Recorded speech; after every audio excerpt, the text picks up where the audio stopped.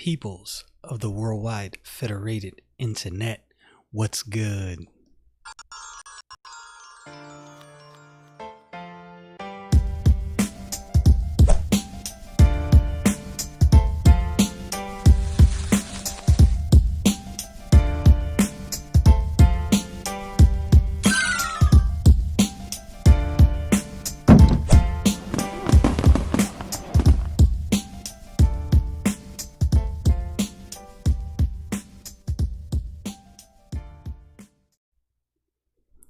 I want to do something today that is maybe a little different. I just want to, I think I've kind of done something like this before. Just ask some questions, but I'm going to lead with this before I ask those questions. I think the media does something, whether purposely or whether they do it naively, not knowing they do it. They give you a statement that leads you in a certain direction, then give you questions that walk you into their thought process. Now, I do the same thing, but I let it be known.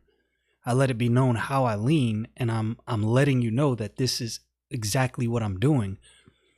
And I don't know if the media does this to deceive people purposely. I believe they do, but that may not be true. I'm doing my best to train myself, especially when looking at public forums and media, to be able to hold two thoughts at the same time. It's very possible that there is a concerted effort, that there is a conspiracy behind the scenes to do a certain thing. It's also very possible that the media are useful idiots that really have no idea what it is that they're doing, and someone is taking advantage of that. That's very possible. So I'm going to lead with some statements and then just ask a bunch of questions. Donald Trump is an outsider. He was not projected to win the 2016 election at all. He was projected to lose. Everyone thought he was going to lose. I think even he himself might have thought that he was going to lose. The powers that be thought it was in the bag for Hillary Clinton. She has this. There's no way possible Donald Trump could win. If I thought that my opponent could not win, even if I had an apparatus in place to ensure my victory, I wouldn't really get overhanded with that apparatus, because this guy's going to lose. I don't really have to do anything. Results come in, he wins, it's devastation, it's pandemonium on the other side. So, several things. Let's take, for instance, Ruth Bader Ginsburg. This is an interesting scenario I've heard someone else bring up, and it's highly possible that this is true. I'm not saying this is true, but it's highly possible. From what I hear, Ruth Bader Ginsburg was supposed to retire during the Barack Obama administration. The theory goes, and I don't know if this is true, though it does make sense, that they were sure Hillary Clinton was going to win, or whoever the Democratic candidate was going to win. They were sure, which realistically, I can believe that, because before Donald Trump entered the race, if you look at the Republican candidates for president in that 2015 run-up, there were some of them who were strong, but I don't know if these people had the personality and were strong enough to beat the Clinton machine realistically, or any machine that the Democrats had at the time that they could put out. I don't think the Republican playing field was strong enough to beat a Democratic candidate. I'm being 100% honest with you. I just didn't think so. Donald Trump is an anomaly of anomalies. The support he gathered and garnered, unexpected. They did not see this coming. It was like being in a boxing match and getting an uppercut that you did not see coming at all is going to throw you on your back. You saw those jabs, you saw those left hooks, you saw the leg work, you figured you knew what was going on, and then you get an uppercut out of nowhere. Your jaw's checked and you out of here, you knocked out. And I think that's what Donald Trump did. They didn't see it coming. Now, I'm going to ask some questions now. For 4 years, every news organization, lockstep, thought exactly the same thing, was in attack mode against Trump, no matter what he did or said, no matter if it was good or bad. It doesn't matter. It was just attack, attack, attack. Why? The whole machine was against him. Why? All of the candidates that were running in a Democratic primary, some of which had a legitimate base. Bernie Sanders, whether you like him or not, had a legitimate base. Although he lost some of that base after conceding to Hillary during the 2015 run-up and the Democratic primary, which, by the way, why was the primary stolen from Bernie Sanders, the Democratic primary? Now that's not conjecture. This is something that actually happened. Bernie Sanders was supposed to win the Democratic primary. Was Joe Biden really leading, and did he actually win the Democratic primary this time around? I watched the debates. I was watching the poll numbers during the Democratic primaries, and at no point was Joe Biden legitimately in the lead, but somehow he ran away with it at the end. It was, so this is the funny thing. If you were watching a Democratic debates, if you were watching the poll numbers during that time, Joe Biden was never close to the lead. He just kind of had a bleh. You know, people were like, it's Joe Biden anyway. Tulsi Gabbard had steam. There was one point where Kamala Harris had steam, and Tulsi Gabbard in one of those debates straight up demolished Kamala Harris, and she was out of here after that point. Andrew Yang, he kind of had some steam, but not really. Elizabeth Warren was another one of those candidates that she made a bunch of noise. It was like, blah, I keep saying Tulsi Gabbard, and I'm telling you, I think she was the only legitimate Democratic candidate that had steam. And I think that she could have beat Donald Trump hands down with her hands tied behind her back without even trying. Problem is, she kind of went off the beaten path, and she wasn't really a part of the Democratic machine. So how did Biden get the victory? With low steam.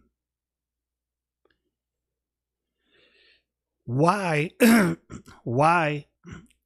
did social media companies turn so heavily against one political ideology? Why was every newspaper minus one or two only telling one side of the story? Why is our news cycle, or has our news cycle for the past 4 years been similar to friends in a divorce? You go through a divorce, if you have friends who are married, one friend is going to tell you one side of the issue. The other friend is going to tell you the other side of the issue, but it's always from their vantage point. There's two sides to every story, right? So it takes two. But why this whole 4 years have we only heard one side? One side has only been pushed to the forefront. Why, when people have questions about things like lockdowns, even if you don't deny, look, the coronavirus is real, I believe it's real, are these lockdowns warranted? Why is the automatic perception that there's something wrong with the way you think, or you're a conspiracy theorist to think that? Why during this election cycle did all of the swing states stopped their vote count on election day right around the same time. All of them. I was up. I was watching the election. I was watching. Florida was steadily counting their votes. They were called. Texas was called. Ohio was called. There's many other states that were called. Not called. When I say called, not called by the media, I mean that these states kept counting their votes and you could clearly see the direction that things were going. Why is it that in every swing state that was leaning one way, it's irrelevant what way it was leaning. That piece is irrelevant right now for what I'm doing.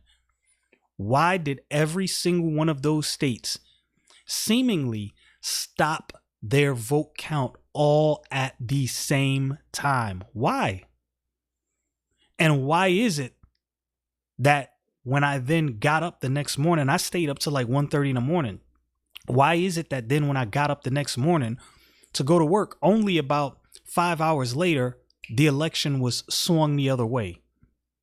All of these states in unison all stopped their vote count at the same time. If you were watching, you saw the numbers coming in, you saw the numbers moving back and forth, swapping around, and you saw who was pulling away in certain states, and the numbers were fluid.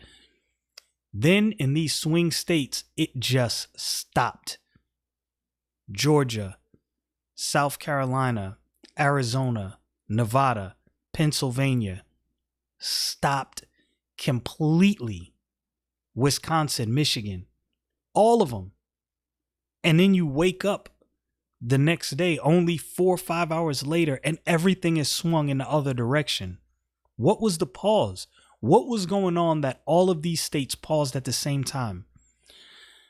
The reason I led with my statement and then ask these questions is because this is the direction my mind goes in, but I'm letting you know that that's what I did, right? So you got my statement, you heard my question, or you got my statement, you heard where my thoughts were going, and you heard my questions, and you can kind of see where my questions are leading.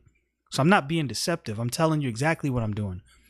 Why does the media do this and not say anything to you about what they're doing? Is it on purpose? Is it not on purpose? Is there a concerted effort to subvert the will of the people? Is there a concerted effort to get you to think a certain way?